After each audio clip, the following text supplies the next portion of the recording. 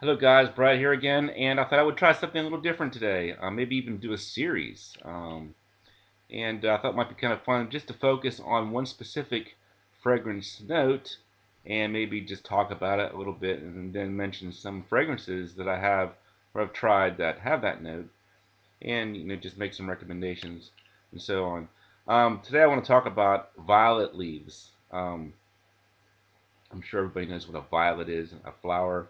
And there is some confusion. Sometimes when people talk about violet leaves, they're not sure if they're talking about the actual flower or the leafy part.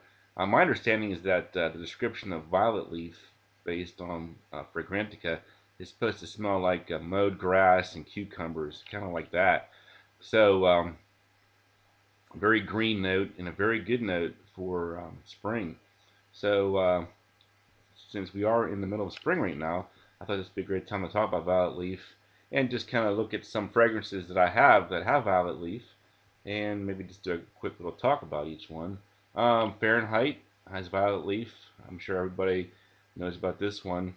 Kind of an animalic, very masculine smell, almost like gasoline blended with grasses and things like that.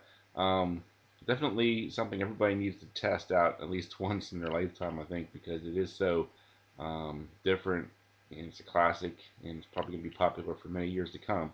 So Fahrenheit, one of my personal favorites with Violet Leaf, still pretty cheap, and I would say something that everybody should probably test out and maybe own a bottle of, even if it's just a mini. Calvin Klein's Man. It's got Violet Leaf and it's kind of a sweet smell, some mint, little incense in there. It's something I could probably wear as a signature scent. It's just an amazing smell and one of the best from Calvin Klein. Um, D Squared 2 has, they have the original He Wood and this one here, Rocky Mountain Wood. They both have violet leaf in there, blended with like cedar. I think in the original, the violet leaf was more prominent in the Rocky Mountain Wood.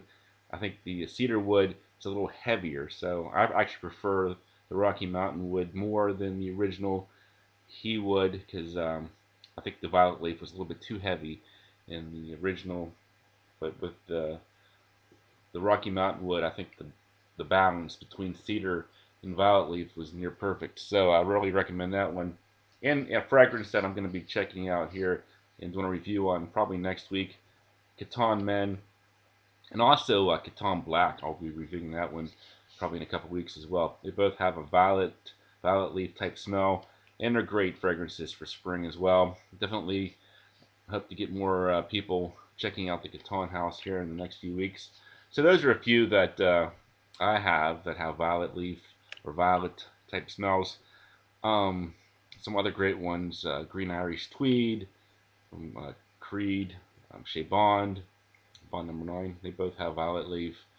Narciso Rodriguez, very heavy on the violet leaf as well. And a lot of people say it's sort of like a brooding, dark take on violet leaf. I hope to sample that one sometime soon as well, just to get a feel for it, see what that's all about. But there's my take on violet leaves. Um, you can let me know down below if you think it's a good idea for a series. Maybe I'll look at some other fragrance notes, make some other recommendations of fragrances that do a good job with that note. Um, so that's it for right now. Thanks for watching, and I'll talk to you later.